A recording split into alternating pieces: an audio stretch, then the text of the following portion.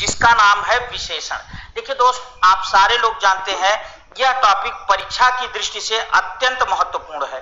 किसी भी एग्जाम में इस टॉपिक से 100% क्वेश्चन आते ही आते हैं, नो इफ नो बट, आते ही आते हैं।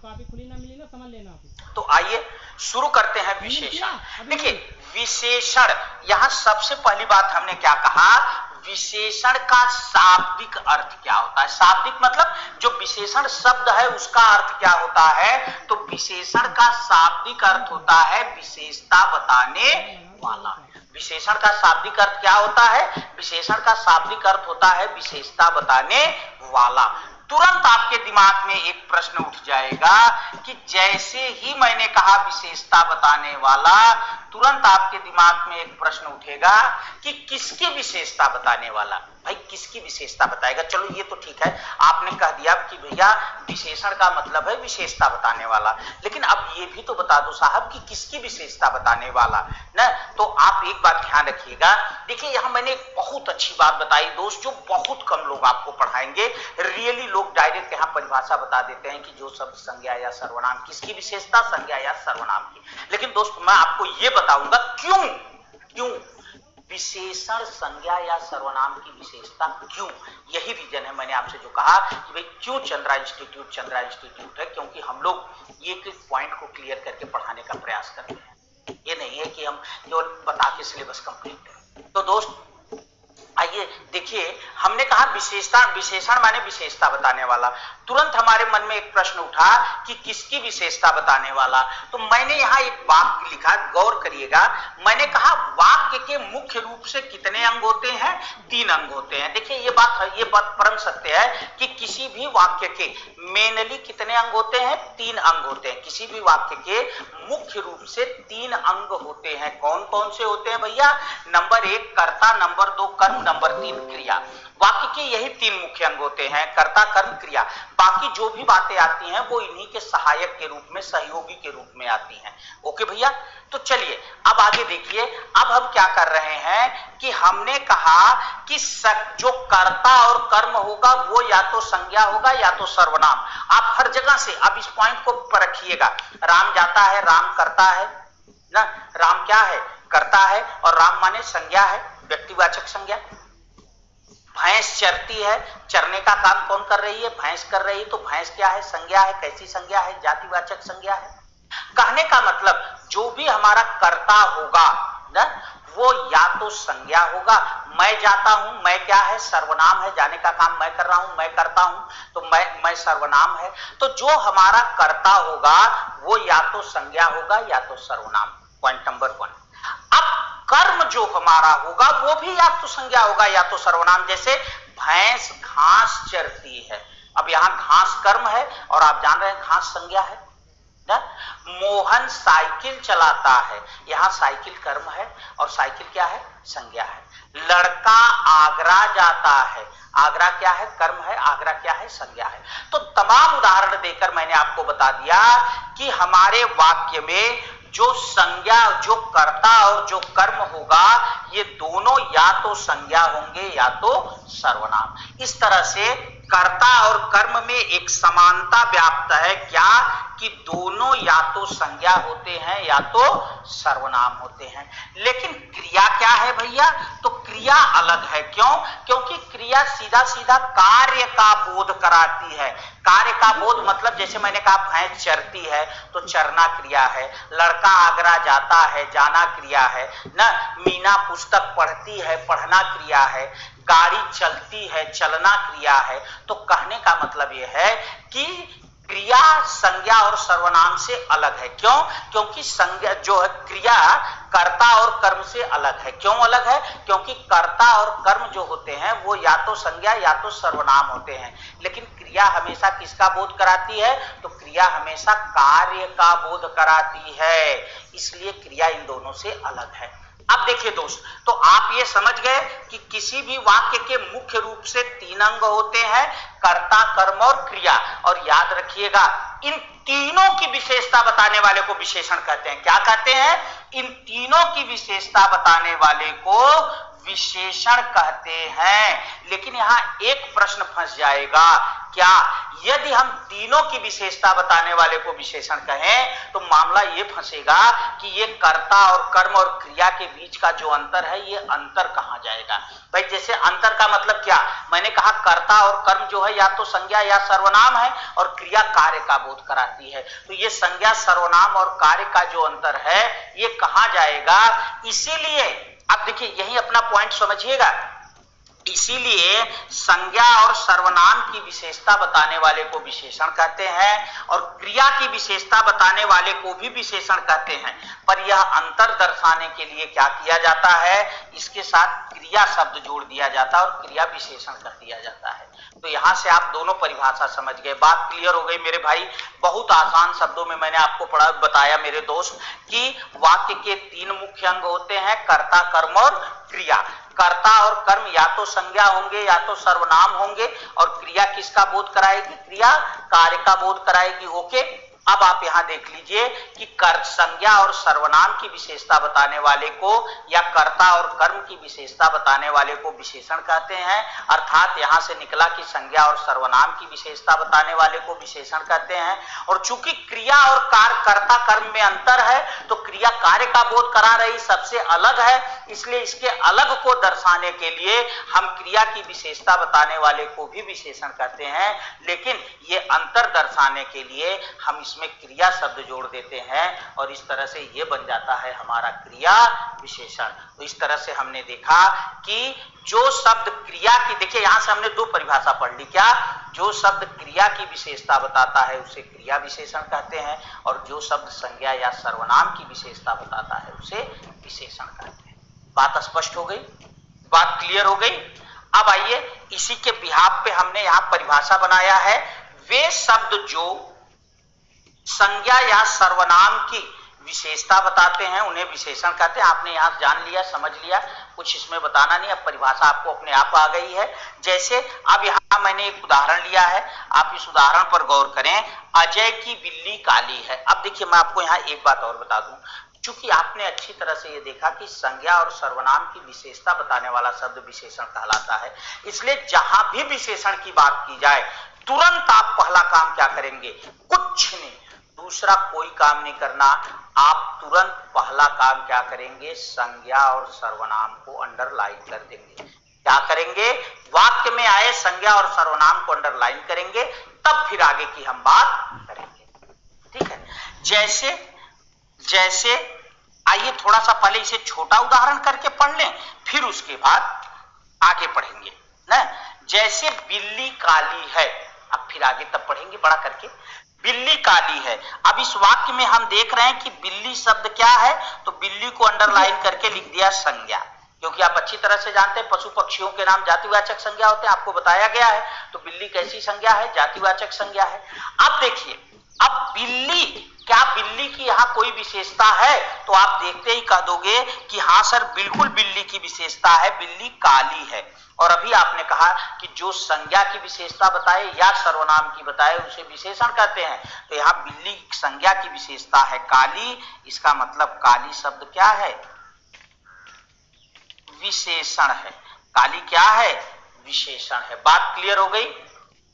चलिए स्क्रीनशॉट लीजिए, आगे बढ़ते हैं। ओके, देखिए और उदाहरण देते हैं आपको।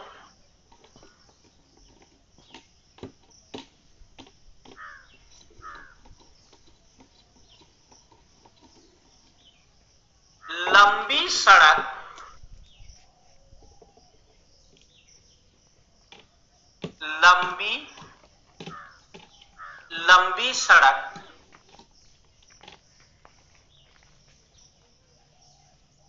लंबी सड़क मुड़ती भी है, लंबी सड़क मुड़ती भी है। अब जैसे आपसे पूछा कि इस वाक्य में विशेषण कौन सा है, उत्तर दीजिए, इस वाक्य में विशेषण क्या है। तो मैंने आपको क्या बताया, जब विशेषण की बात करेगा आपको पहला काम क्या करना है, विशेषण की बात करते ही आपको पहला काम क्या करना है, संज्ञा को अंडरलाइन करना है। और आप यहां देख रहे हैं कि इस पूरे वाक्य में सड़क शब्द जो है वो संज्ञा है। सड़क क्या है? संज्ञा है। ठीक, तो अब देखिए सड़क की विशेषता क्या है भैया? लंबी है। इसका मतलब संज्ञा की विशेषता होने के कारण ये क्या हो गया? हमारा विशेषण हो गया।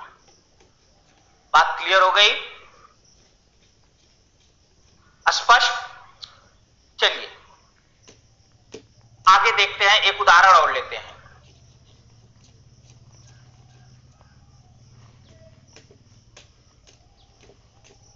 मोटा लड़का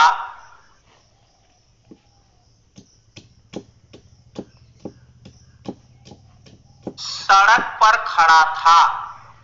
मोटा लड़का सड़क पर खड़ा था। ओके, अब देखिए, अब इसमें पूछा विशेषण, तो आप पहला काम आपको क्या करना पड़ेगा? पहला काम आपको यह करना पड़ेगा कि आपको वाक्य में आए संज्ञा या सर्वनाम पदों को अंडरलाइन करना पड़ेगा। तो भैया एक संज्ञा है लड़का, एक संज्ञा है सड़क। बात खत्म। इस वाक्य में एक संज्ञा क्या है? एक संज्ञा लड़का है, दूसरी संज्ञा क्या है? दूसरी संज्ञा सड़क है। क्लियर? अब आपको क्या करना है? अब आप देख रहे हैं कि भाई लड़का की विशेषता है कि वह मोटा है। इसका मतलब मोटा शब्द क्या हो गया? मोटा शब्द हो गया विशेषण। मोटा क्या हो गया? विशेषण हो गया। और सड़क की यहां कोई विशेषता दिखाई जा रही है? नहीं दिखाई जा रही। तो कोई बात नहीं, छोड़ दीजिए। अगर सड़क की भी कोई विशेषता होती तो वहां भी विशेषण बनता, पर विशेषता नहीं है तो विशेषण। इसका मतलब अगर आपको जैसे विकल्प दिया कि निम्न में विशेषण बताइए, विकल्प में दिया मोटा, विकल्प में दिया लड़का, विकल्प में दिया सड़क और विकल्प में दिया खड़ा।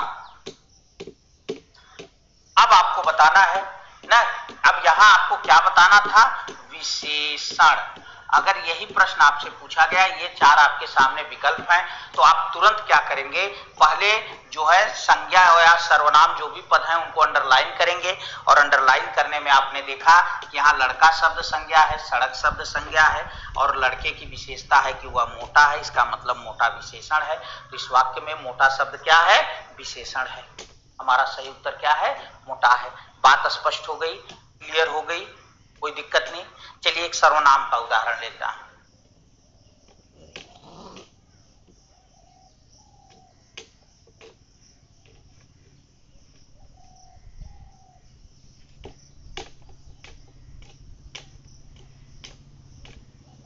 मैं सुंदर हूं। मैं सुंदर,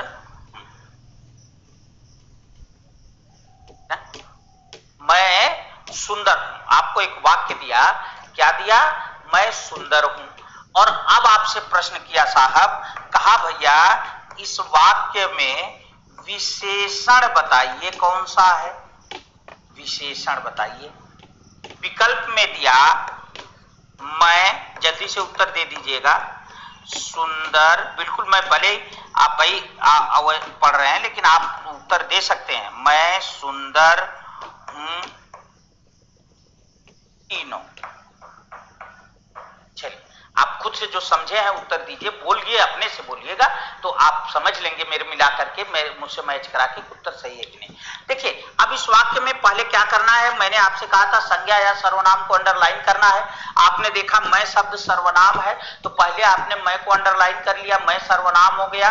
ठीक, अब देख रहे हैं कि मैं की विशेषता है कि सुंदर। मैं की विशेषता है क्या है? मैं सुंदर हूं, मतलब मैं सुंदर। मैं की विशेषता है कि मैं सुंदर हूं ना। तो सुंदर शब्द यहाँ किसकी विशेषता बता रहा है? मैं की विशेषता बता रहा है। ठीक, सुंदर शब्द किसकी विशेषता बता रहा है? मैं की विशेषता बता रहा है। तो मैं भाई यहाँ अगर जैसे यहाँ कह दिया जाए राम सुंदर है, देखिए अब मैं का मतलब क्या, आप अच्छी तरह से जानते हैं, मैं माने सर्वनाम। सर्वनाम कौन होते हैं, जो संज्ञा के बदले आते हैं। तो मैं को मैं आप जान रहे हैं पुरुषवाचक सर्वनाम है ना।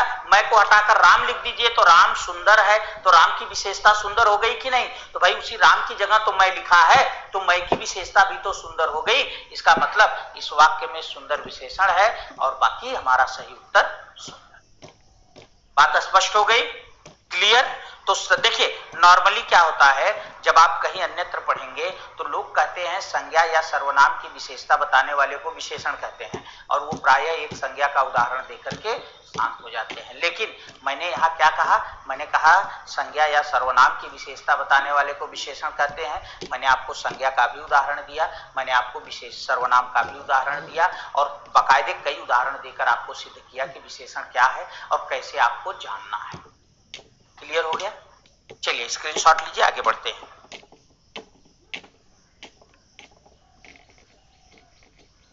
हो गया बाबू, चलो भैया। अब जब हमारा विशेषण समाप्त हो गया तो अब दूसरा टॉपिक शुरू करते हैं, एक न्यू टॉपिक जिसका नाम है विशेष्य। विशेषण के बाद एक नया टॉपिक शुरू करते हैं जिसका नाम है विशेष्य। देखिए अब आप खुद अच्छी तरह से जान रहे होंगे, विशेष्य कहते ही आपको एक बात तो समझ में आ गई होगी कि यह जो शब्द है ये विशेषण से ही मिलता जुलता सा शब्द है। विशेषण से ही मिलता जुलता शब्द है, इसका मतलब कुछ न कुछ इसका रिलेशन, भाई विशेषण और विशेष्य, इसका मतलब कुछ न कुछ इसका रिलेशन वहां से जरूर होगा। तो आपको क्या करना है मैं बता दे रहा हूं, ध्यान दीजिएगा। विशेष्य मतलब विशेषण जिसकी विशेषता बताता है उसे विशेष्य। तो अब देखिए यहां नॉर्मल परिभाषा क्या बनेगी, परिभाषा ये बनेगी कि विशेषण जिस शब्द की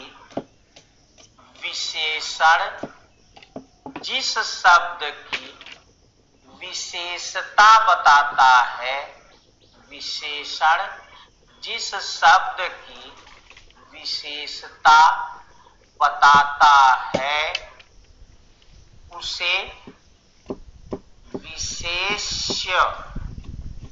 विशेषण जिस शब्द की विशेषता बताता है उसे विशेष्य कहते। विशेषण जिस शब्द की विशेषता बताता है उसे विशेष्य। आपको उम्मीद है वहां इतना ऊपर से तो देखने में दिक्कत नहीं आएगी, आराम से दिख रहा है ना। विशेषण जिस शब्द की विशेषता बताता है उसे क्या कहते हैं। चलिए अगली बार से मैं थोड़ा सा और नीचे लिखने का प्रयास करूंगा। तो जो है विशेषण जिस शब्द की विशेषता बताता है उसे विशेष्य कहते हैं। आइए जरा पीछे के उदाहरणों की ओर चलें। जैसे आपने यहां देखा विशेषण ने किस शब्द की विशेषता बताई थी भैया, तो संज्ञा शब्द की विशेषता बताई थी। और जब विशेषण ने संज्ञा शब्द की विशेषता, सॉरी फिर से ध्यान दे बेटा जरा सा, मैंने क्या कहा, विशेषण जिस शब्द की विशेषता बताता है उसे विशेष्य कहते हैं।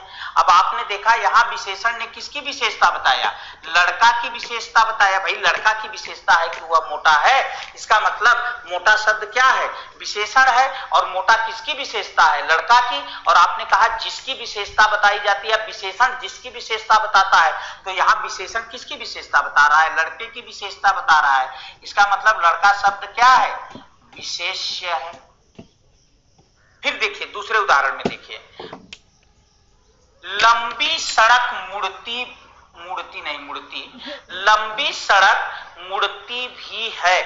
अब यहां आप देखिए लंबी सड़क ना, सड़क शब्द की विशेषता है कि वह लंबी है, तो लंबी तो विशेषण हो गया, ये आप जान गए। अब लंबी विशेषण किसकी विशेषता बता रहा है, तो भैया आप सीधे कहोगे कि गुरुजी सड़क की विशेषता बता रहा है। और जब सड़क की विशेषता बता रहा है तो सड़क क्या हो गई, विशेष्य हो गई। क्यों, क्योंकि अभी आपने परिभाषा में पढ़ा कि विशेषण जिस शब्द की विशेषता बताता है उसे विशेष्य कहते हैं। तो यहां आप देख रहे हैं कि विशेषण किस शब्द की विशेषता बता रहा था, सड़क की विशेषता बता रहा था। अगला देखिए, मैं सुंदर हूं, इसमें सुंदर शब्द क्या है? तो आप कहोगे कि सर सुंदर विशेषण है। क्यों? क्योंकि ये सर्वनाम की विशेषता बता रहा है, मैं की विशेषता बता रहा है। तो भैया ये किसकी विशेषता बता रहा है? मैं की। इसका मतलब मैं क्या है यहां? तो मैं क्या है? मैं है विशेष्य। मैं क्या है? मैं विशेष्य है और जो है ये विशेषण है। तो इस तरह से अब यहां जरा सा एक दो पॉइंट और गौर करिएगा, बहुत जरूरी है आपके लिए, ध्यान दीजिए। आपने देखा पहले वाक्य में सड़क विशेष्य है, पहले वाक्य में सड़क विशेष्य है, सही कहा मैंने। दूसरे वाक्य में लड़का विशेष्य है, तीसरे वाक्य में मैं विशेष्य है। अब यहां एक बात आप अच्छी तरह से देख रहे हैं कि सड़क संज्ञा है, लड़का संज्ञा है और मैं सर्वनाम है ना, और ये तीनों विशेष्य हैं। तो अगर हम इसके बिहाफ पे चाहें तो हम यहां नोट करके एक पॉइंट दे सकते हैं, क्या कि या नीचे यहां पीछे की पेज पे चले, इसको निगाह में रखिएगा। तो हम यहां ये कह सकते हैं कि विशेष्य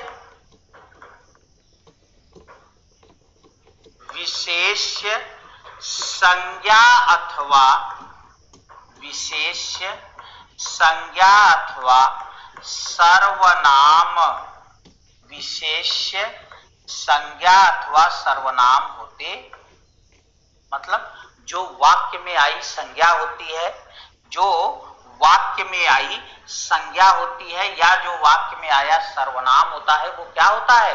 विशेष्य होता है। तो इस तरह से हमने दो परिभाषा पढ़ी। अब यहां परिभाषा नंबर 2 में हम कह सकते हैं, पहली परिभाषा में हमने कहा विशेषण जिसकी विशेषता बताता है उसे विशेष्य कहते हैं, परिभाषा नंबर 1। अगर हम चाहें, अब जो हमने पीछे संज्ञा सर्वनाम से इसका रिलेशन जोड़ा, उस रिलेशन के बिहाफ पे कहना चाहें तो हम ये कह सकते हैं कि विशेषण जिस संज्ञा या जिस सर्वनाम की विशेषता बताता है उसे विशेष्य कहते हैं। क्योंकि पीछे आपने अच्छी तरह से देख लिया कि विशेषण क्या करेगा, या तो संज्ञा की विशेषता बताएगा भैया, या किसकी विशेषता बताएगा? सर्व। इसका मतलब विशेषण जिस संज्ञा या जिस सर्वनाम की विशेषता बताता है उसे विशेष्य कहते हैं। तो इसी पहली ही परिभाषा को हम थोड़ा सा चेंज कर सकते हैं। अभी तक हम केवल विशेषण विशेष्य के फॉर्म में लिख रहे थे, अब यदि हम इसे संज्ञा और सर्वनाम के फॉर्म में लिखना चाहें तो हम ये कह सकते हैं कि विशेषण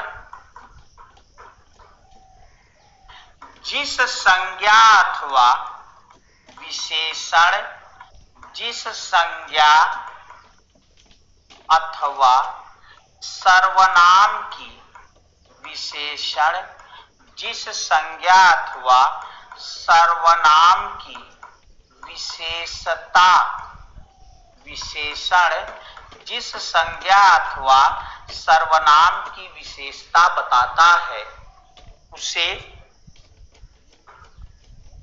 विशेष्य कहते हैं। उसे क्या कहते हैं? उसे विशेष्य, विशेषण जिस संज्ञा अथवा सर्वनाम की विशेषता बताता है उसे विशेष्य कहते हैं। अब आइए कुछ नए उदाहरण लेकर के आपको बात स्पष्ट करता हूं, जिसमें आपको दोनों चीज बतानी होगी, विशेषण भी बताना होगा और जिसमें आपको विशेष्य भी बताना होगा। जैसे एक उदाहरण लीजिए,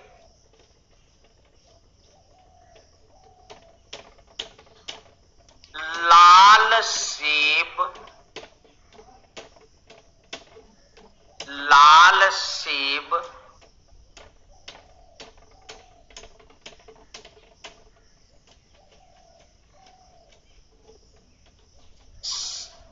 देखकर, लाल सेब देखकर अच्छा लगा, लाल सेब देखकर अच्छा लगा। अब आपसे कहा दिए गए वाक्य में, प्रश्न देखिए, दिए गए वाक्य में विशेष्य एवं विशेषण दिए गए वाक्य में विशेष्य एवं विशेषण हैं। पॉइंट नंबर वन दिया, लाल आगे ब्रैकेट में लिखा विशेष्य, या यूं कहिए आसान कर दें, यहां लिखा नंबर 1 विशेष्य और यहां लिखा विशेषण। अब प्रश्न कैसे बनाया? नंबर 1 में दिया विशेष्य में दिया लाल और विशेषण में दिया सेब। उत्तर नंबर 2 बनाया विशेष्य में दिया सेब, विशेषण में दिया लाल। पॉइंट नंबर 3 बनाया, क्या बनाया भैया? विशेष्य में दिया सेब और विशेषण में दिया देखकर। पॉइंट नंबर 4 बनाया विशेष्य में लिखा लाल और विशेषण में लिखा अच्छा। उत्तर दीजिए जरा इसका, खुद से उत्तर दीजिए। मैंने बहुत ही एक अच्छा प्रश्न बनाया, जो कि इस तरह से प्रश्न अगर आए तो मजा आ जाए, जोरदार प्रश्न बनाया। जरा बताइए, अब कुछ नहीं करना, सुनिए। देखिए क्या कह रहे हैं, हमें पहले किसकी चर्चा करनी है? विशेष विशेषण की। मैंने आपसे कहा कि जैसे ही विशेषण का नाम आ जाए या विशेष्य का नाम आ जाए, दोनों में से कोई भी नाम आ जाए, आपको सर्वप्रथम केवल एक काम करना है। वो काम ये करना है कि आपको वाक्य में आए पहले संज्ञा और सर्वनाम पदों को अंडरलाइन करना है। केवल एक काम पहला ये करना है कि वाक्य में आए संज्ञा और सर्वनाम पदों को अंडरलाइन करना, आगे जो होगा अपने आप निकल आएगा। तो आप अच्छी तरह से देख रहे हैं, इस वाक्य में सेब संज्ञा है, बस केवल एक संज्ञा है, क्योंकि लाल तो संज्ञा है नहीं भाई। लाल रंग के सेंस में संज्ञा होता है न, लेकिन यहां तो लाल जो है, अभी देख लेंगे आगे, अगर संज्ञा होगा तो चिल्ला के बताएगा। चलिए, देखकर क्रिया है, अच्छा लगना क्रिया है, इसका मतलब यहां केवल एक संज्ञा है। वो संज्ञा क्या है? वो संज्ञा है हमारी सेब। क्लियर हो गया? अब देखिए, क्या सेब की कोई विशेषता है? तो आप तुरंत कहोगे हाँ भैया, सेब की विशेषता है कि वह क्या है? लाल है। इसका मतलब लाल शब्द संज्ञा की विशेषता है, तो संज्ञा की विशेषता होने के कारण लाल क्या हो गया? विशेषण हो गया। और आपने देखा कि विशेषण जिस संज्ञा या सर्वनाम की विशेषता बताता है उसे विशेष्य कहते हैं। यहां विशेषण किसकी विशेषता बता रहा है? सेब की बता रहा है, तो इसका मतलब सेब क्या हो गया? विशेष्य हो गया। तो इसका मतलब हमारा सही उत्तर कौन सा है? कि सेब विशेष्य है, लाल विशेषण है। Point number 2। चलिए स्क्रीनशॉट लीजिए।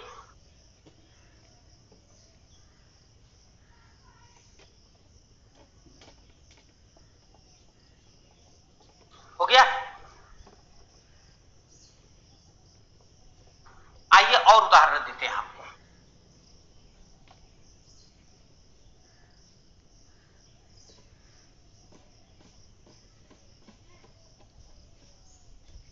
सुंदर छतरी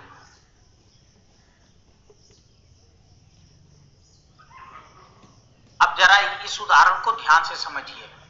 सुंदर छतरी सड़क पर गिरी थी।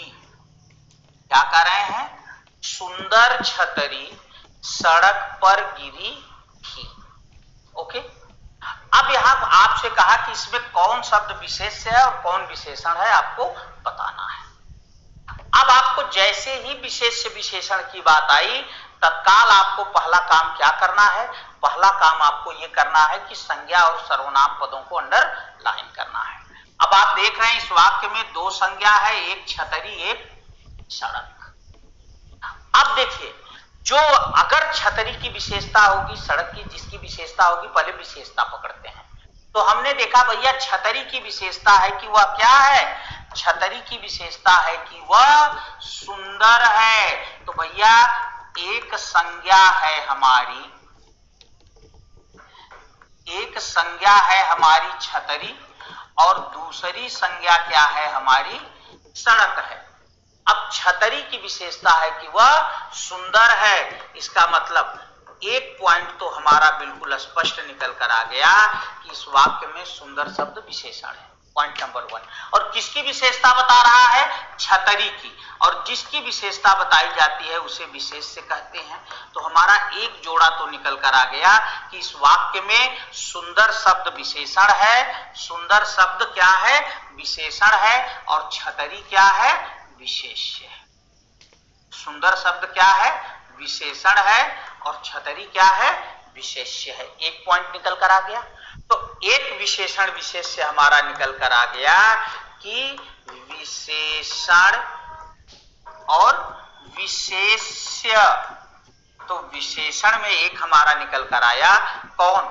विशेषण में निकल कर आया सुंदर, और विशेष्य में निकल कर आया छतरी। अब देखते हैं क्या और भी कोई है। तो भैया अभी एक संज्ञा बाकी है सड़क। लेकिन एक बात याद रखना दोस्त, यहां आपको एक पॉइंट बता दूं, इसीलिए मैंने यह प्रश्न आपको दिया। याद रखिएगा, वाक्य में आया हुआ हर संज्ञा या हर सर्वनाम का पद विशेष से हो ये जरूरी क्यों? क्योंकि भाई आपने कंडीशन रखी है कि जिसकी विशेषण जिसकी विशेषता बताता है वो विशेष्य होगा। आपने ये नहीं कहा, देखिए पीछे क्या कहा आपने, जब इसके पीछे भी आपने बात किया तो यहां आपने कहा विशेषण जिस संज्ञा या सर्वनाम, मतलब विशेषण जिस संज्ञा या जिस सर्वनाम की विशेषता बताता है वो विशेष्य होता है। आपने ये नहीं कहा कि वाक्य में आया हर संज्ञा या हर सर्वनाम विशेष्य होता है। कहने का मतलब है कि यदि वाक्य में कोई भी संज्ञा या सर्वनाम पद आया है लेकिन उसके साथ कोई विशेषण नहीं आ रहा है तो वो संज्ञा तो रहेगा पर विशेष्य, वो संज्ञा तो रहेगा पर क्या होगा? विशेष्य नहीं रहेगा। क्यों? क्योंकि आपने कहा जिस संज्ञा या जिस सर्वनाम की विशेषता बताई जाती है। अब जैसे यहां छतरी संज्ञा थी और इस संज्ञा की विशेषता बताई गई थी सुंदर, इसलिए सुंदर विशेषण हो गया, छतरी विशेष्य हो गया। लेकिन यहां सड़क संज्ञा तो है पर सड़क की कोई विशेषता बताई गई है, तो सुंदर छतरी की विशेषता है, सुंदर सड़क की विशेषता तो है नहीं। बाकी गिरी थी, ये पर जो है ये कारक चिन्ह है। पर क्या है? कारक चिन्ह है, अधिकरण कारक का बोध करा रही है। गिरी थी, ये क्या है? क्रिया है ना। और ये इसका विशेषण विशेष्य हो ही गया तो कुछ बचा ही नहीं। इसका मतलब इस वाक्य में सड़क संज्ञा तो है। कान खोलकर सुनिएगा, यही पॉइंट हर बच्चे को बहुत कंफ्यूज करता है। सबको लगता है कि वाक्य में जितने भी संज्ञा या जितने सर्वनाम आएंगे सब विशेष्य होंगे, ऐसा कतई नहीं। जिस संज्ञा या जिस सर्वनाम के साथ विशेषण दिया जाएगा वही विशेष्य होगा, जिसके साथ विशेषण नहीं दिया जाएगा वो विशेष्य नहीं होगा। भाई देखो बहुत सीधी सी बात है, आपको एक सिंपल उदाहरण दे दूं आपके व्यवहारिक जीवन से। एक बात बताइए, बारात में 200 लोग जाते हैं, 400 लोग जाते हैं कि नहीं जाते हैं? इस लॉकडाउन में भी 10 लोग 5 लोग तो जाते हैं कि नहीं जाते हैं? लेकिन एक बात बताना दोस्त आप कि बारात में अगर 500 लोग जाएं तो क्या सब दुल्हा होते हैं? भाई आदमी तो सभी हैं पर क्या सब दुल्हा होते हैं? आप कहोगे नहीं सर बिल्कुल नहीं होते हैं। काहे लिए?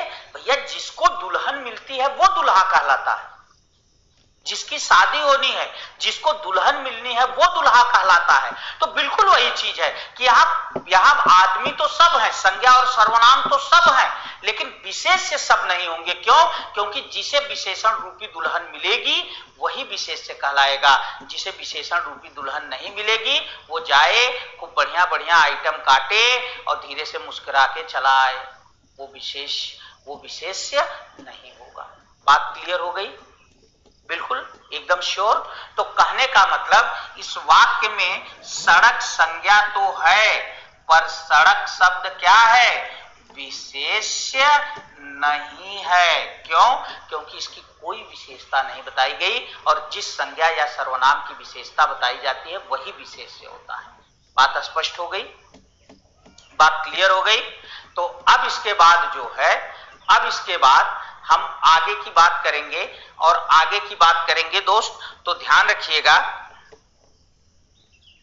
यह जो मैंने आपको पॉइंट बताया ये पॉइंट बहुत ही महत्वपूर्ण है। बहुत ही अच्छा पॉइंट है। तो इस पॉइंट को हमारे सारे भाई बहन अच्छे से नोट कर लेंगे कि वाक्य में आया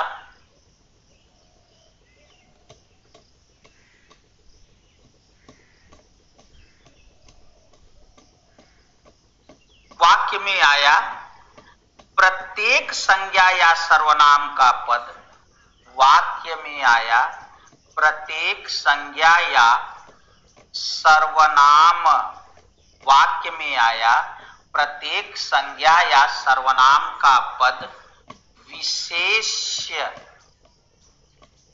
हो, वाक्य में आया प्रत्येक संज्ञा या सर्वनाम का पद विशेष्य हो, यह जरूरी नहीं है।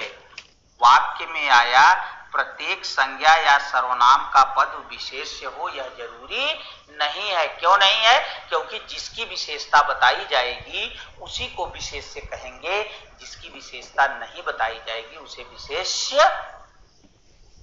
क्लियर? श्योर? कुछ मजा आया? लगा कि हाँ हमने विशेषण विशेष से कुछ अन्यों से अलग जाना है? अब देखिए, अब आपको यही काम करना है। अब आप पे क्या करना है, कई बार आपसे एक प्रश्न पूछ देता है ना, कई बार आपसे प्रश्न पूछ देता है, क्या पूछता है? कितने विशेषण, कई बार आपसे प्रश्न करता है कितने विशेषण और कितने विशेष्य हैं, आपसे यह प्रश्न कर देता है कई बार। तो कुछ नहीं करना, अब जो मैंने ये आपको पॉइंट बताया है, इसी पॉइंट के बिहाफ पे आप खटाक से गिनकर बता दोगे कि कितने विशेष्य और कितने विशेषण हैं। भाई सीधी सी बात है, इस वाक्य में एक विशेषण है, एक विशेष्य। सीधी सी बात, ये संज्ञा आया पर ये विशेष्य नहीं है, तो सीधी सी बात है, एक विशेषण एक विशेष्य। अच्छा, एक बात और भी ध्यान रखिएगा, किसी एक वाक्य में एक विशेष्य के साथ एक से ज्यादा विशेषण भी हो सकते हैं। एक विशेष्य के साथ एक से ज्यादा जो है विशेषण भी हो सकते हैं। जैसे मैं आपको उदाहरण दूं, आप पहले इसका स्क्रीनशॉट लीजिए। चलिए यहां एक उदाहरण और दे दूं, यही देता हूं आपको, गौर करिएगा। आपसे कहा मीरा सुंदर एवं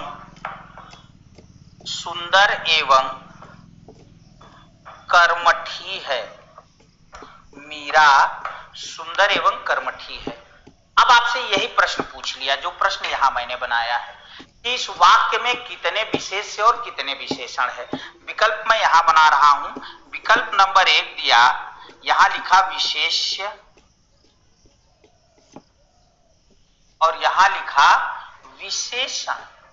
अब विकल्प नंबर 1 दिया 2 विशेष्य 1 विशेषण, विकल्प नंबर 2 दिया 1 विशेष्य 1 विशेषण, विकल्प नंबर 3 दिया 1 विशेष्य 2 विशेषण, विकल्प नंबर 4 दिया 2 विशेष्य 2 विशेषण। अब आपको इन चारों में से सही उत्तर का चयन करना है, कितने हैं। तो कुछ नहीं करिए, पहला ट्रिक वही लगाइए जो मैंने आपको बार बार समझाया। सब भूलकर पहले संज्ञा और सर्वनाम को अंडरलाइन करिए। तो आप अच्छी तरह से देख रहे हैं कि यहां आप देख पा रहे होंगे कि इस वाक्य में केवल एक संज्ञा पद आया है, केवल एक संज्ञा पद आया है जो है मीरा। कितने संज्ञा पद हैं? केवल एक संज्ञा पद है मीरा। इसका मतलब इस वाक्य में सब मिलाकर के यह तो तय है कि अगर मीरा की विशेषता बताई जाएगी तो विशेष्य एक ही होगा। इसका मतलब न हमारा ये उत्तर सही है न ये दो तो हम देखते ही जान गए कि हमारा ये दोनों उत्तर सही, सॉरी यहाँ 2 विशेष्य, 1 मिनट, अच्छा ये एक यहाँ मैंने लिख दिया, ये इसके साथ है, ये इसके साथ है, ये इसके साथ है और ये इसके साथ है। तो अब हमने देखते ही यह जान लिया कि न तो हमारा ये उत्तर सही है, न पहला सही है, न चौथा सही है।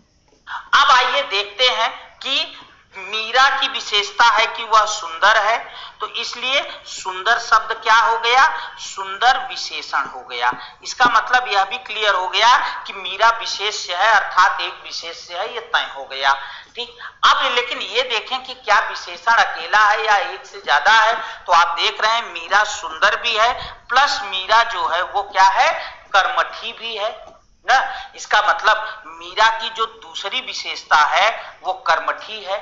इसका मतलब कर्मठी शब्द भी विशेषण है, और जब कर्मठी शब्द भी विशेषण है तो आप देख रहे हैं कि इस वाक्य में क्या हो गया भाई, ये संज्ञा हमारा क्या बना था, विशेष्य बना था।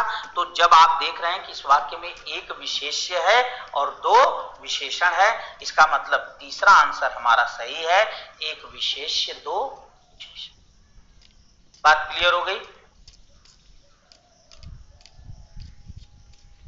एक विशेष्य दो विशेषण, क्लियर हो गई। चलिए नेक्स्ट देखते हैं एक उदाहरण और। आओ भैया, मोहन और अजय, मोहन और अजय ईमानदार है। मोहन और अजय ईमानदार है। अब आपसे पूछा इस वाक्य में कितने विशेष्य हैं, इस वाक्य में कितने विशेष्य हैं और कितने विशेषण हैं। पहला विकल्प दिया, क ऑप्शन दिया आपका एक विशेष्य एक विशेषण, ख ऑप्शन दिया दो विशेष्य एक विशेषण, ग ऑप्शन दिया दो विशेष्य दो विशेषण, और घ ऑप्शन दिया जो है एक विशेष्य दो विशेषण। चलिए उत्तर दीजिए जल्दी से। बिल्कुल बिल्कुल, चलिए आप भले आप देख रहे हैं बट अपने से उत्तर दीजिए और मेरे उत्तर से बाद में मिलान करा लीजिएगा। देखिए दोस्त, फिर विशेषण विशेष्य की बात आई। सारी चिंता छोड़ के पहला एक काम करो। पहला काम क्या करो भैया, पहला काम ये करो कि पहले संज्ञा को अंडरलाइन करो। तो मोहन अजय ये दो संज्ञा है, ठीक है। इसका मतलब दो संज्ञा है तो चांस है कि दो विशेष्य हो सकते हैं। इसका मतलब अभी ना हम एक को काट सकते हैं ना दो को काट सकते हैं। क्यों? क्योंकि हो सकता है दो में से केवल एक की विशेषता बताई गई हो तो एक ही हो जाएगा, हम काट नहीं सकते हैं। ठीक, अब यहां देखिए मोहन और अजय ईमानदार हैं। इसका मतलब मोहन भी ईमानदार है और अजय भी ईमानदार है। इस वाक्य का भाव, दूसरा भाव क्या निकला, मोहन ईमानदार है, और इसका वाक्य क्या भाव क्या निकला, मोहन ईमानदार है और अजय ईमानदार है। मोहन ईमानदार है और अजय क्या है, और अजय ईमानदार। इसका मतलब ये ईमानदार जो है ये मोहन की भी विशेषता है और ईमानदार अजय की भी विशेषता है। इसका मतलब इस वाक्य में आया मोहन भी विशेष्य है और अजय भी विशेष्य है। क्यों? क्योंकि दोनों संज्ञाओं की विशेषता बताई गई। तो इस तरह से टोटल कै विशेष्य हो गए, दो। इसका मतलब ये कट गया, ये कट गया। अब ये देखना है कि विशेषण एक है या दो है। तो भैया ईमानदार तो एक ही बार आया है, भले ही दोनों के लिए आया है तो क्या हुआ, इसका मतलब ये कॉमन विशेषण है दोनों का। तो दो विशेष्य है एक विशेषण है। ख राइट आंसर। क्लियर है? ये तो नहीं करेंगे कि ईमानदार को दो बार जोड़ लेंगे कि एक बार मोहन के साथ एक बार अजय के साथ। ना भैया, अजय ईमानदार है मोहन ईमानदार है, बात सही है, बट आया तो ईमानदार एक ही बार है। तो एक ही बार आया है तो एक विशेषण है। बात क्लियर? ये तो मैंने इस वाक्य का भाव आपको समझा दिया कि ये वाक्य कहना क्या चाहता है। यहां से आप क्लियर कर लीजिए कि मोहन भी ईमानदार है, अजय भी ईमानदार है। इसका मतलब ईमानदार अजय की भी विशेषता है, मोहन की भी विशेषता, अर्थात अजय भी विशेष्य है, मोहन भी विशेष्य है। लेकिन ईमानदार आया तो एक ही बार है, इसका मतलब एक ही विशेषण तो हुआ। अगर यही कहा गया होता मोहन ईमानदार है और अजय भी ईमानदार है, तब दो विशेष्य दो विशेषण हो जाता, क्योंकि ईमानदार दो बार आ जाता और तब एक बार वो मोहन की विशेषता होता, एक बार अजय की विशेषता होता, दो विशेषण दो विशेष्य। बात स्पष्ट हो गई? तो मैंने हर तरह से बनने वाले प्रश्न आपको विशेषण विशेष से समझा दिए। इसके अलावा कोई प्रश्न नहीं बनेगा। और यही नहीं, मैं डंके की चोट पे आपसे कहता हूं दोस्त, कोई परीक्षा दे आइए, इसके बाहर एक क्वेश्चन सिंगल जाना भी नहीं है। और जो लोग इससे कम पढ़ाते हैं वो समझिए आपको कम पढ़ा रहे हैं, सीधी सी बात है, वो आपको कम पढ़ा रहे हैं। यदि मन से प्रश्न बना देगा तो आप फंस जाओगे। जो आपको ये नहीं बताते कि कैसे विशेषण विशेष से गिनना है, क्या एक विशेषण के साथ एक ही विशेष से हो सकता है, या एक विशेषण के साथ एक से अधिक विशेष से हो सकते हैं, या एक विशेष के साथ एक ही विशेषण हो सकता है, या एक विशेष के साथ एक से अधिक विशेषण हो सकते हैं। जब तक इन चीजों को आप एकदम ओपन क्लियर नहीं रखेंगे तब तक आप विशेषण विशेष कैसे कर पाएंगे, आप बताइए। तो उम्मीद करता हूं यहां आपको बेहतर समझ में आ गया होगा। तो चलिए स्क्रीनशॉट लीजिए। आइए चलते हैं, अब जो है अगला पॉइंट उठाते हैं जिसका नाम है विशेषण के भेद। विशेषण के भेद, ठीक। अब यहां देखिए हमने क्या लिखा, जरा गौर करिए। एक ऐसा तरीका बता दूंगा कि जीवन में कभी रटना नहीं पड़ेगा। विशेषण लिखा हमने ना, अब आप जानते हैं क्या करिए, विशेषण लिखा हमने, गिन लीजिए 1 2 3 4। विशेषण में कितने वर्ण आए हैं, 4। इसका मतलब विशेषण के कितने भेद होते हैं, 4। आराम से याद रहेगा। और यही नहीं, देखिए आपको यहां से एक पॉइंट और याद करा दूं। आपने अच्छी तरह से देखा होगा कि आपको अभी मैंने बताया था कि विशेषण और क्रिया विशेषण मैंने जोड़कर परिभाषा बनवाई थी। मैंने कहा था जो विशेषण की जो संज्ञा सर्वनाम की विशेषता बताता है वो विशेषण होता है, और जो क्रिया की विशेषता बताता है वो क्या होता है, क्रिया विशेषण होता है। सही है कि नहीं? जो क्रिया की विशेषता बताता है वो क्या होता है, क्रिया विशेषण होता है। तो जब याद रखिएगा कि जब मैंने विशेषण और क्रिया विशेषण एक साथ बताया है तो ये भी याद रखिएगा कि जितने विशेषण उतने ही क्रिया विशेषण। अर्थात विशेषण से आप गिन के याद कर लेंगे कि विशेषण 4 हैं, और यहीं से याद कर लेंगे कि यहीं से आप ये भी याद कर लेंगे कि क्रिया विशेषण कितने हैं, तो क्रिया विशेषण भी 4 है। तो 4 विशेषण और 4 क्रिया। ओके, स्पष्ट। अब आइए देखते हैं ये 4 विशेषण हैं कौन कौन से। तो ध्यान रखिएगा, पहला विशेषण है सार्वनामिक विशेषण। पहला विशेषण क्या है, सार्वनामिक विशेषण। दूसरा विशेषण है संख्यावाचक विशेषण। दूसरा विशेषण क्या है, संख्यावाचक विशेषण। तीसरा विशेषण क्या है, परिमाणवाचक विशेषण। तीसरा विशेषण क्या है, परिमाणवाचक विशेषण। और चौथा विशेषण क्या है, गुणवाचक विशेषण। तो याद रखिएगा, सर्वनाम संख्या परिमाण गुण ना, सर्वनाम संख्या परिमाण गुण। कहने का मतलब 4 विशेषण हो गए, सार्वनामिक विशेषण, संख्यावाचक विशेषण, गुणवाचक विशेषण और परिमाणवाचक विशेषण। क्लियर हो गया चारों विशेषण के स्पष्ट। अब आइए एक एक की विशेषता लेकर के एक एक का अध्ययन करते हैं और एक एक के बारे में अच्छे से जानते हैं।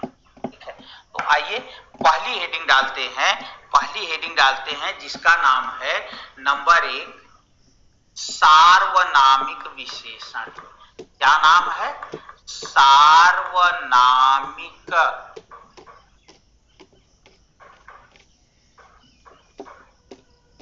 नंबर 1 क्या है, सार्वनामिक विशेषण। देखिए दोस्त, अगर आप जरा सा भी गौर करेंगे मेरे भाई, तो आप ये पाएंगे कि जो सार्वनामिक शब्द है, ये शब्द क्या है, सर्वनाम में इक लगने से बना है। इसका मतलब, इसका मूल शब्द क्या है सार्वनामिक का, सर्वनाम ना। और विशेषण का मतलब है विशेषता बताने वाला। आपने पहले ही पढ़ा था कि विशेषण का शाब्दिक अर्थ क्या है, विशेषता बताने वाला। कहने का मतलब क्या है, सर्वनाम जो विशेषता बताए। भाई देखिए, अब यहां ये नहीं कहेंगे आप कि सर्वनाम की विशेषता बताने वाला, क्यों? क्योंकि अब हम यहां विशेषण की बात थोड़ी कर रहे हैं, अब तो यहां हम पढ़ रहे हैं विशेषण के भेद। हम ये नहीं कहेंगे कि यहां इक का मतलब निकल कर आएगा जो, मतलब जो सर्वनाम विशेषता बताने वाला है वो क्या कहलाता है? सार्वनामिक विशेषण। क्लियर हो गया? क्या क्लियर हुआ? मैंने आपसे कहा सार्वनामिक विशेषण का क्या मतलब निकला? सार्वनामिक विशेषण का मतलब निकला भैया कि जो सर्वनाम विशेषता बताने वाला है वो सार्वनामिक विशेषण है। कहने का मतलब क्या है? देखिए, सर्वनाम जो विशेषण है, या आप यूं भी कह सकते हैं कि जो सर्वनाम विशेषण है वो सार्वनामिक विशेषण है। मतलब जब कोई सर्वनाम क्या करता है? विशेषण का काम करता है। अर्थात जब कोई सर्वनाम किसी संज्ञा की विशेषता बन जाए। यहां मैंने केवल संज्ञा शब्द का प्रयोग क्यों किया? क्योंकि यहां सर्वनाम नहीं आएगा। सर्वनाम कभी भी सर्वनाम के साथ नहीं आ सकता है विशेषण में। तो जब कोई सर्वनाम किसी संज्ञा की विशेषता बन जाता है तो उस सर्वनाम को क्या कहते हैं? सार्वनामिक विशेषण कहते हैं। बात स्पष्ट हो गई? यहां से आपने पकड़ लिया। सार्वनामिक मतलब सर्वनाम धनिक। सर्वनाम मतलब सर्वनामिक माने जो क्या करता है? विशेषता बताता है, या जो विशेषण बन जाता है उसे सार्वनामिक विशेषण कहेंगे। और आप क्लियर जानते हैं विशेषण किसका होता है? या तो संज्ञा या सर्वनाम का। और मैंने आपको यह भी बता दिया सर्वनाम सर्वनाम का विशेषण नहीं होगा। तो आप ये कह सकते हैं कि जो सर्वनाम संज्ञा की विशेषता बताता है उसे क्या कहते हैं? सार्वनामिक विशेषण। तो आइए इसी बिहाफ पे पहले हम क्या करें? इसकी परिभाषा लिख लें, फिर आगे चलेंगे। हम कह सकते हैं जो सर्वनाम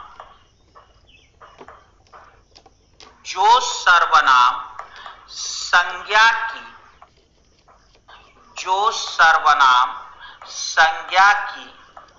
विशेषता बताता है, जो सर्वनाम संज्ञा की विशेषता बताता है उसे सार्वनामिक विशेषण। जो सर्वनाम संज्ञा की विशेषता बताता है उसे क्या कहते हैं? उसे सार्वनामिक विशेषण कहते हैं। अब मुझे पता है आपके मन में एक जिज्ञासा जरूर चल रही होगी, यार सर्वनाम कैसे संज्ञा की विशेषता बताएगा? भाई सर्वनाम तो संज्ञा के बदले आता है, संज्ञा के स्थान पर आता है, वो विशेषता कैसे बताएगा? तो याद रखना दोस्त, आप एक बात बता दूं, नोट कर लीजिएगा कहीं। हर सर्वनाम संज्ञा के बदले नहीं आता। क्या कहा मैंने? मैंने कहा हर सर्वनाम संज्ञा के बदले नहीं आता। कुछ सर्वनाम हैं जो संज्ञा के बदले आते हैं और कुछ सर्वनाम हैं जो संज्ञा के साथ आते हैं। ओके, तो जो सर्वनाम संज्ञा के साथ आएगा और उसकी विशेषता बताएगा वो सार्वनामिक विशेषण कहलाएगा। बात स्पष्ट हो गई? आइए इसको कहीं नोट कर लीजिएगा जो बात मैंने बताई। आइए आपको एक उदाहरण लेकर के स्पष्ट करता हूं।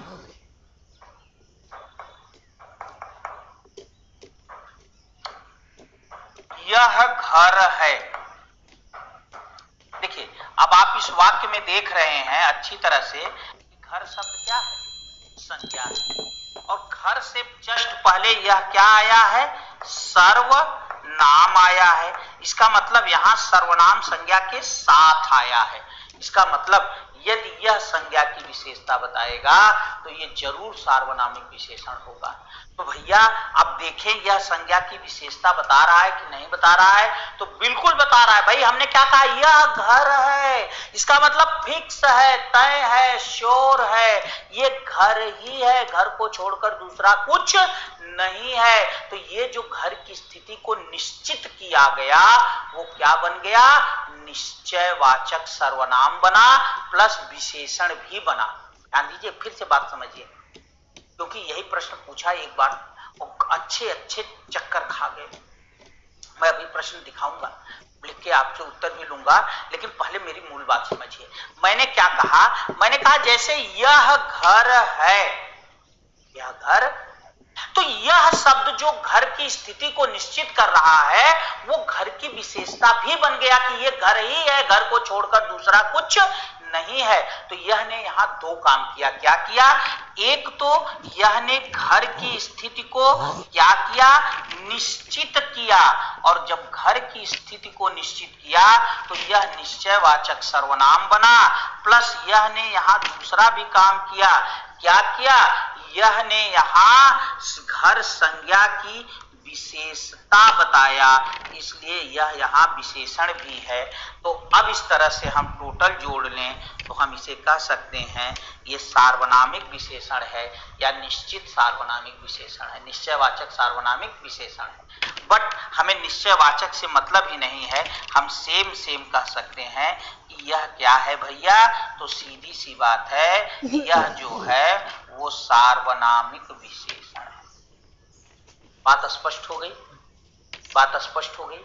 अब देखिए थोड़ा सा ये बिल्कुल जैसे आज तक जो विशेषण का कॉन्सेप्ट आपके दिमाग में चलता रहा है, लंबा, मोटा, पतला, गोरा, काला, है कि नहीं, सुंदर, कुरूप, इस तरह से, उससे थोड़ा सा अलग है, इसलिए ये चीज थोड़ी अटपटी लगती है पढ़ने में। बट है बहुत आसान, कुछ नहीं करना।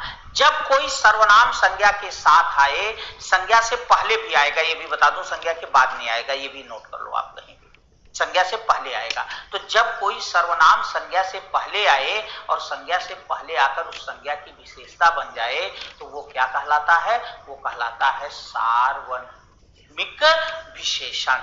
जैसे यहां यह शब्द आया, यह शब्द जो है, यहां यह शब्द जो है वो घर संज्ञा से पहले आया और घर की स्थिति को निश्चित किया, तो ये निश्चय करना ही निश्चयवाचक सर्वनाम हो गया, प्लस यह निश्चित करना ही घर की विशेषता भी बन गया, तो ये विशेषण भी हो गया।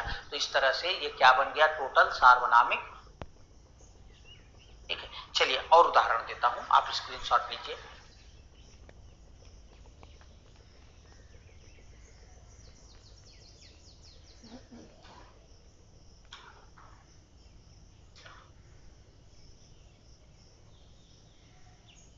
उदाहरण नंबर 2 देखिए, उदाहरण नंबर 2 देखिए, वह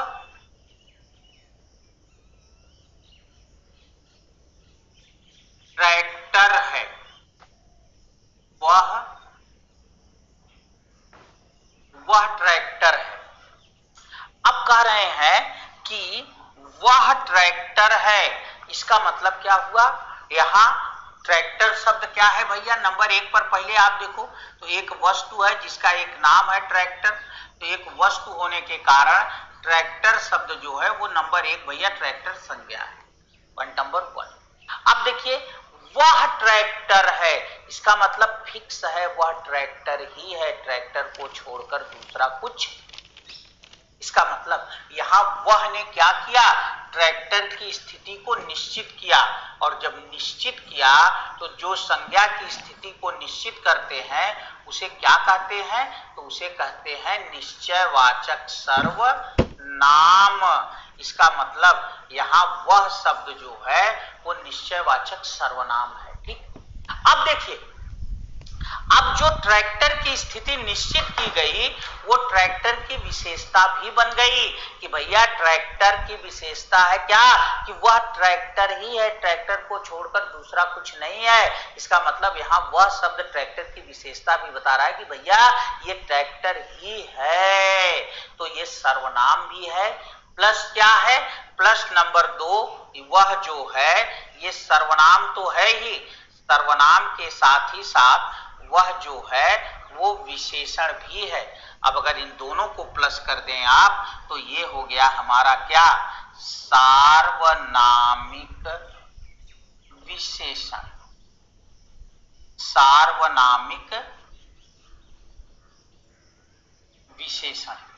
ओके, क्लियर हो गया? क्लियर हो गया दोस्त? आइए एक उदाहरण और देते हैं।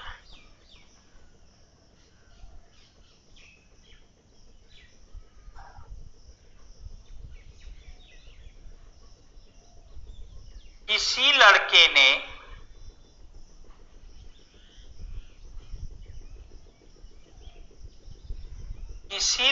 ने आवाज लगाई, किसी लड़के ने आवाज। अब यहां उसने आपसे पूछा कि किसी को अंडरलाइन कर दिया और पूछा किसी शब्द क्या है। अब यहां देखिए दो प्रश्न पर गौर करिएगा, किसी को अंडरलाइन किया और पूछा किसी शब्द है। यहां प्रश्न क्या बनाया, किसी लड़के ने आवाज लगाई में किसी शब्द है। अब यहां दो प्रश्न हम जो है डिस्कस करेंगे, एक तो हम सार्वनामिक विशेषण भी डिस्कस करेंगे, एक दूसरा प्रश्न और भी डिस्कस करेंगे। नंबर 1 दिया सर्वनाम, नंबर 2 दिया विशेषण, नंबर 3 दिया सार्वनामिक विशेषण, नंबर 3 क्या दिया, सार्वनामिक विशेषण, नंबर 4 दिया नन ऑफ दीज। ओके,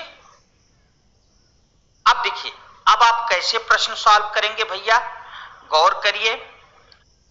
कह रहे हैं किसी लड़के ने, यहां किसी को अंडरलाइन कर दिया और कहा किसी लड़के ने आवाज लगाई, किसी शब्द क्या है। तो सबसे पहले आप कहेंगे जब भैया हमें विशेषण सर्वनाम ये सब करना है तो यार पहले काम करो, पहले संज्ञा छांट लो। तो भैया इसमें एक वाक्य संज्ञा है, ठीक है, वाक्य सॉरी इसमें लड़के शब्द क्या है, संज्ञा है। अब देखिए किसी लड़के, इसका मतलब ये पता नहीं है भाई, आवाज लगाई, किसी लड़के ने आवाज लगाई, इसका मतलब यह तो फिक्स है कि आवाज लगाई गई, पर किसने लगाई यह पता नहीं है। इसका मतलब किसी शब्द यहां क्या हो गया, अनिश्चयवाचक सर्वनाम हो गया। क्यों, क्योंकि आप पीछे पढ़ आए हैं कि अनिश्चयवाचक सर्वनाम में क्या होता है भैया, अनिश्चयवाचक सर्वनाम में वह सर्वनाम आता है जो संज्ञा की स्थिति अनिश्चित करता है। और यहां आवाज लगाने वाला संज्ञा होगा, तो संज्ञा तो है पर कैसी है, संज्ञा की स्थिति क्या है, अनिश्चित है। संज्ञा की स्थिति क्या है, अनिश्चित है। इसका मतलब ये अनिश्चयवाचक सर्वनाम है। तो चलिए हमारा यहां जो मूल मकसद निकला कि भैया ये तो क्लियर हो गया कि ये सर्वनाम है। अब सुनिए, अब ज्यादातर पता है मेरे भाई बहन क्या करते हैं, वो यहीं से सर्वनाम टिक मारकर चले जाते हैं और वो आगे बढ़ते ही नहीं, और जब आगे नहीं बढ़ते तो फंस जाते हैं बाद में, और जब बाद में फंसते हैं तब कहते हैं कि अरे यार गुरुजी ये तो काम गड़बड़ हो गया, हमने इसको ध्यान ही नहीं दिया। बात क्लियर, जरा सा ध्यान दीजिए। चलिए ठीक है, हम ये भी देख रहे हैं कि हमारा एक विकल्प विशेषण भी है, एक विकल्प सार्वनामिक विशेषण भी है, तो केवल सर्वनाम मात्र से हमारा काम नहीं चलेगा। अब किसी लड़के की स्थिति अनिश्चित है कि नहीं, तो भैया ये अनिश्चित स्थिति लड़के की विशेषता भी तो हो गई, ये अनिश्चित स्थिति लड़के की विशेषता भी तो हो गई कि नहीं। इसका मतलब किसी शब्द विशेषण भी है। तो दो पॉइंट निकला कि किसी शब्द सर्वनाम भी है, किसी शब्द विशेषण भी है, और जब आप जानते हैं सर्वनाम विशेषण होता है तो उसे एक शब्द में सार्वनामिक विशेषण कहते हैं। इसका मतलब तीसरा हमारा राइट आंसर है। अब आप सोच रहे होंगे कि गुरुजी सर्वनाम क्यों सही उत्तर नहीं है, इसलिए सही उत्तर नहीं है। देखिए मैं आपको बता दूं, यदि आपको कोई कहे कि आप सुंदर हैं, शक्तिशाली हैं, अपने को उदाहरण ले लीजिएगा कि मान लीजिए आपका नाम रमेश है, तो रमेश सुंदर और शक्तिशाली है। अब यदि आप रमेश को केवल सुंदर कह रहे हैं तो शक्तिशाली छूट रहा है कि नहीं छूट रहा है, यदि आप रमेश को केवल शक्तिशाली कह रहे हैं तो सुंदर छूट रहा है कि नहीं छूट रहा है। कहने का मतलब क्या है दोस्त, कहने का मतलब यही है कि यहां जब हम रमेश को सुंदर और शक्तिशाली दोनों कहेंगे तब हमारा कंप्लीट उत्तर निकलेगा। इसी तरह से यदि हम इसे केवल, एक बार यह प्रश्न आया था, तमाम बच्चे सर्वनाम लगाकर आए और बाद में बोले कि गुरुजी हमारा उत्तर गलत कैसे है, ये बताओ आप, सर्वनाम आखिर है तो हमारा उत्तर गलत कैसे है। तो हमने उनको समझाया यही उदाहरण देकर के कि भैया रमेश सुंदर और शक्तिशाली है। अब आप केवल रमेश को सुंदर कह रहे हैं, ये सत्य है कि रमेश सुंदर है, लेकिन सुंदर कहने से शक्तिशाली तो छूट गया, तो आप इसे कंप्लीट उत्तर कैसे मानोगे। और केवल शक्तिशाली कहोगे तब भी सुंदर छूट गया। मतलब अगर रमेश जो है ये सार्वनामिक विशेषण है किसी, तो यदि किसी सार्वनामिक विशेषण है तो किसी को केवल सर्वनाम आप कहोगे तो विशेषण छूटा कि नहीं। यदि किसी को केवल विशेषण कहोगे आप तो सर्वनाम छूटा कि नहीं। लेकिन जब आप किसी को सार्वनामिक विशेषण कहोगे तो इसमें सर्वनाम भी आ गया, विशेषण भी आ गया। इसका मतलब आपके दोनों उत्तर यहां कवर हो रहे हैं। इसलिए कंप्लीट उत्तर होने के कारण सार्वनामिक विशेषण हमेशा सही होगा, न तो सर्वनाम सही होगा ना विशेषण। ठीक है, बात क्लियर हो गई। तो बहुत कंफ्यूज करता है यह प्रश्न, जब भी आता है बच्चे अक्सर गलत कर जाते हैं, लेकिन उम्मीद करता हूं आप गलत नहीं करोगे। तो देखो भैया, बहुत सिंपल सा स्क्रीनशॉट लो आप इसका। बहुत सिंपल सा मैंने आपको एक पॉइंट बताया। चलिए, आपको मैंने बहुत सिंपल सा यहां एक पॉइंट बताया। मैंने ये बताया कि जब कोई सर्वनाम, देखिए मैंने आपको क्या बताया, बहुत सिंपल सा एक पॉइंट बताया। मैंने आपसे कहा कि जब कोई सर्वनाम क्या होता है, संज्ञा के साथ आता है और उस संज्ञा की विशेषता बताता है, तो वो सार्वनामिक विशेषण कहलाता है। ठीक है, अब इसमें कुछ पॉइंट्स मैं लिख रहा हूं जिन्हें आप यहां इसलिए मैं लिख रहा हूं, मैं चाहता तो नेक्स्ट पेज पे जाता, बट यहीं से समझाऊंगा और यहीं से क्लियर हो जाएगा, और यहीं पॉइंट्स भी रहने दीजिए। तो आइए पॉइंट में देखते हैं। पॉइंट नंबर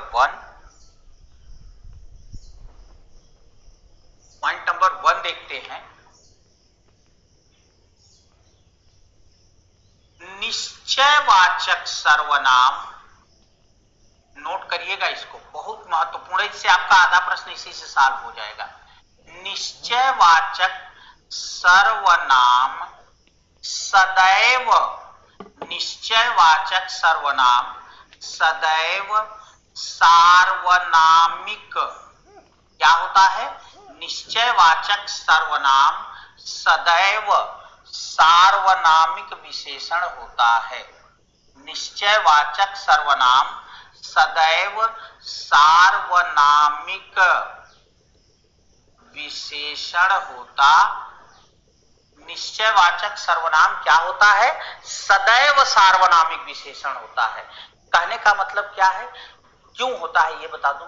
क्योंकि निश्चयवाचक सर्वनाम आपने सर्वनाम प्रकरण में पढ़ा है, निश्चयवाचक सर्वनाम सदैव संज्ञा के पहले आता है और संज्ञा की स्थिति को निश्चित करता है, और ये निश्चित करना ही उस संज्ञा की विशेषता भी बन जाती है। इसलिए जहां भी निश्चयवाचक सर्वनाम आएगा वो समझ लीजिए तत्काल ये सार्वनामिक विशेषण, अर्थात यदि संज्ञा से जस्ट पहले, देखिए यदि संज्ञा से तुरंत पहले, इसको कहीं नोट करिएगा, मैं मौखिक रूप से बोल रहा हूं, यदि संज्ञा से तुरंत पहले यह वह आए, क्या आए, यह वह आए, और वो संज्ञा की स्थिति को निश्चित कर रहा हो और विकल्प में सार्वनामिक विशेषण हो, तो बिल्कुल धड़ाक से मार दीजिएगा, कभी गलत। क्लियर हो गया। निश्चयवाचक सर्वनाम, और निश्चयवाचक सर्वनाम होता कौन सा है आपको अच्छी तरह से पता है, यह, इसका मतलब यह वह जो है, ये जब भी संज्ञा के पहले आता है और उसकी स्थिति निश्चित करता है तो समझ लो 100% वो क्या है, सार्वनामिक। Point number 1। पॉइंट नंबर 2, पुरुषवाचक और निजवाचक सर्वनाम, पुरुषवाचक और निजवाचक सर्वनाम कभी भी सार्वनामिक विशेषण नहीं होते। पुरुषवाचक और निजवाचक सर्वनाम कभी भी सार्वनामिक विशेषण, पुरुषवाचक और निजवाचक सर्वनाम कभी भी सार्वनामिक विशेषण नहीं होते। अब आप कहेंगे कि यार ये गुरुजी ने कौन सा नया लफड़ा, चलो निश्चयवाचक तो समझ में आ गया, ये गुरुजी ने कौन सा एक नया लफड़ा बना दिया भैया कि पुरुषवाचक सर्वनाम और निजवाचक सर्वनाम, ये पुरुषवाचक और निजवाचक कभी भी सार्वनामिक विशेषण नहीं होते। अब आप कहोगे ये कौन सा लफड़ा, पुरुषवाचक माने मैं तू,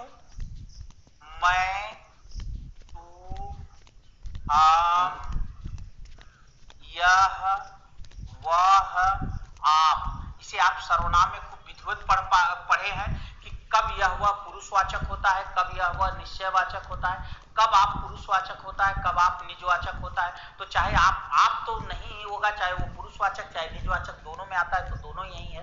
अब देखिए आप कह रहे हैं कि ये क्यों नहीं होंगे, आपके मन में एक प्रश्न आया होगा कि भैया ऐसा क्यों, ये जो सेकंड बात हमने कही, तुरंत आपके मन में एक प्रश्न उठा होगा कि भैया क्यों ये सर्वनाम नहीं होते। तो दोस्त याद रखिएगा, यहाँ मैं आपको उसका रीजन बता देता हूँ, आप हमेशा से क्लियर रहेंगे। देखिए शुरू में ही मैंने आपसे एक बात कही थी, मैंने एक बात क्या कहा था शुरू में ही, कि जो सर्वनाम संज्ञा की विशेषता बताता है उसे सार्वनामिक विशेषण कहते हैं। और यही मैंने, याद होगा, आपसे कहा था कि मैं बोल रहा हूं, आप नोट कर लीजिए, मैंने वही आपसे कहा था कि जब कोई सर्वनाम संज्ञा के साथ आता है और उसकी विशेषता बताता है तो वो सार्वनामिक विशेषण कहलाता है। संज्ञा के साथ आता है, और आप अच्छी तरह से जान रहे हैं पुरुषवाचक जो सर्वनाम होता है ना। अब देखिए आप ऐसा करिए, आप चलिए यहां तक देख लिया आपने ना, अब आप स्क्रीनशॉट लीजिए, अगले पेज पर समझाएं, ज्यादा इसमें गड़बड़ हो जाएगा तो आप समझ पाओगे। चलो आप देखो, अब आपको यहां मैं बताता हूं कि पॉइंट नंबर 1, पुरुषवाचक सार्वनामिक विशेषण, पुरुषवाचक सार्वनामिक विशेषण क्यों नहीं, मतलब पुरुषवाचक जो सर्वनाम है वो क्यों सार्वनामिक विशेषण नहीं होता, इसका मैं आपको रीजन देता हूं। क्यों? क्योंकि पुरुषवाचक सर्वनाम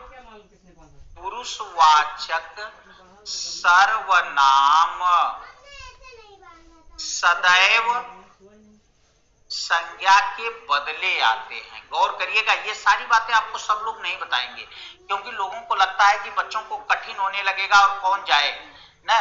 लेकिन दोस्त जब ये बातें नहीं समझ में आई रहेंगी तो सार्वनामिक विशेषण में हमेशा फंस जाओगे आप। देखिए पुरुष, मैंने यहां कह दिया कि पुरुषवाचक और निजवाचक कभी भी सार्वनामिक विशेषण नहीं होते। अब तुरंत आपके मन में प्रश्न आया होगा कि भैया हम गुरुजी के कहने से क्यों मान लें, क्यों नहीं होते, इसका कारण भी तो हमें मिलना चाहिए। तो इसका हमने आपको कारण दिया। कारण क्या दिया? पहला कारण मैंने आपको बताया कि देखिए पीछे मैंने आपसे कहा था कि नोट कर लीजिएगा, क्या कि जो सर्वनाम संज्ञा के साथ आते हैं और संज्ञा की विशेषता बताते हैं तो वो सार्वनामिक विशेषण होते हैं, न कि जो संज्ञा के बदले। और यहां अभी आपने जस्ट देखा, क्या देखा आपने कि पुरुषवाचक क्या होते हैं, संज्ञा के बदले आते हैं, और जो संज्ञा के बदले आएगा वो कभी भी विशेषण नहीं बनेगा, इसलिए वो सार्वनामिक विशेषण नहीं होगा। उसका रीजन है यार, एक मैं व्यवहारिक उदाहरण दूं आपको। जो आपके बगल बंदूक लेकर खड़ा होगा वो आपका बॉडीगार्ड कहलाएगा, जो आपको धक्का मारकर आपकी जगह खड़ा होगा वो बॉडीगार्ड थोड़ी कहलाएगा। बात समझ रहे हैं कि नहीं? जो आपके बगल खड़ा होगा वो आपके घर वो जो है बॉडीगार्ड होगा, जो आपको ढकेल के आपकी जगह खड़ा होगा वो बॉडीगार्ड थोड़ी होगा। जो आपके घर नौकर का काम करता है वो घर का नौकर कहलाएगा। जो घर का मालिक बन जाए, जो है, यदि वो आपको भगा के घर का सारा अधिकार अपने हाथ में ले ले तो नौकर थोड़ी रहा, वो तो मालिक हो गया। वही स्थिति तो ये करता है। पुरुषवाचक क्या करता है, पहले संज्ञा को हटाता है। जैसे राम आगरा जाता है, अब राम को हटाया तब लिखा हुआ आगरा जाता है कि नहीं। तो जब संज्ञा ही नहीं रही तो विशेषता किसकी होगी? तो सीधी सी बात है, पुरुषवाचक संज्ञा को हटा देता है, और जब संज्ञा को हटा देता है इसलिए वो विशेषण नहीं होता। नंबर 2,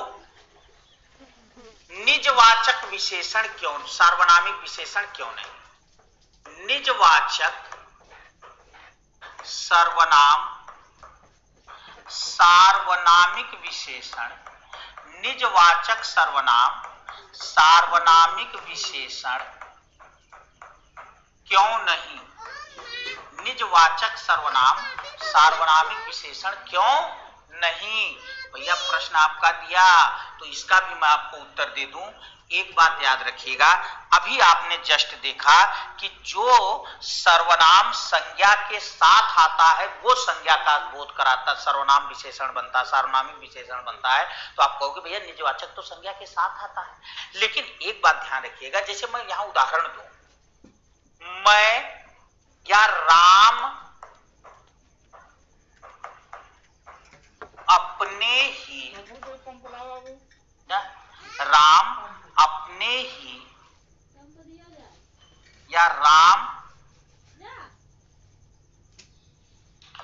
स्वयं ही, राम स्वयं ही खा लेगा, राम स्वयं ही खा लेगा। अब आप जानते हैं, आपने तुरंत पीछे पढ़ा था कि भैया जो शब्द स्वयं का बोध कराए, खुद का बोध कराए, और वो जो है वो जो है निजवाचक सर्वनाम होता है। तो ये क्या है? निजवाचक सर्वनाम। क्या है? निजवाचक सर्वनाम। अब आप कहोगे कि गुरुजी ये बात तो सही है, पर ये बताओ, आपने कहा ये सार्वनामिक विशेषण कभी नहीं होगा, ऐसा क्यों है? तो भैया एक बात याद रखो, यहाँ स्वयं का मतलब क्या है ये बताओ आप। स्वयं शब्द का अर्थ क्या है जरा बताओ, आप खुद से बोल कर देखो। तो आप कहोगे कि सर स्वयं का मतलब राम, राम स्वयं ही खा लेगा, मतलब राम अपने आप खा लेगा, खुद खा लेगा, मतलब स्वयं माने राम। तो एक बात बताओ भैया, ये कैसे विशेषण बनेगा? भाई राम की विशेषता बताता तब तो विशेषण बनता है, ये तो राम को ही बता रहा है, तो विशेषण कैसे बनेगा? भाई जो आपकी अच्छाई बुराई बताएगा वो आपका विशेषण होगा ना, जो केवल आपका नाम लेगा वो विशेषण कैसे होगा? नाम लेने से कोई अच्छाई बुराई थोड़ी पता चलती है। भाई आप जो है यहां देखिए, अगर ये स्वयं शब्द राम की कोई विशेषता बताता तब तो विशेषण होता, ये स्वयं तो राम को ही बता रहा है, और जब राम को बता रहा है तो कैसे विशेषण हो पाएगा? इसका मतलब यह भी क्लियर है कि निजवाचक सर्वनाम, निजवाचक सर्वनाम संज्ञा का ही बोध कराते हैं, संज्ञा की विशेषता नहीं बताते, संज्ञा का ही बोध कराते हैं। मतलब ये संज्ञा की विशेषता नहीं बताते, संज्ञा का ही बोध कराते हैं। अतः वे कभी भी सार्वनामिक विशेषण नहीं हो सकते। अतः वे कभी भी सार्वनामिक विशेषण नहीं हो सकते। काम खत्म। तो दोस्त याद रखना, पुरुषवाचक और निजवाचक सर्वनाम कभी भी सार्वनामिक विशेषण नहीं होगा। इन दोनों को छोड़ करके यदि कोई सर्वनाम संज्ञा के साथ आता है और संज्ञा से जुड़ता है या संज्ञा की विशेषता बताता है तो सार्वनामिक विशेषण होगा, और जब वह निश्चयवाचक के रूप में आएगा तो सदैव सार्वनामिक होगा। ठीक है, तो दोस्त अभी तक एक भी ऐसा पॉइंट नहीं रहा जो मैंने आपसे डिस्कस ना कर दिया हो इस विशेषण के पहले भेद तक। तो इस वीडियो के लिए इतना ही, मिलते हैं अगले वीडियो में, शेष तीनों भेदों की बात करेंगे, प्रविशेषण की बात करेंगे। तब तक के लिए पढ़ते रहिए। आप सभी भाई बहनों का बहुत बहुत धन्यवाद।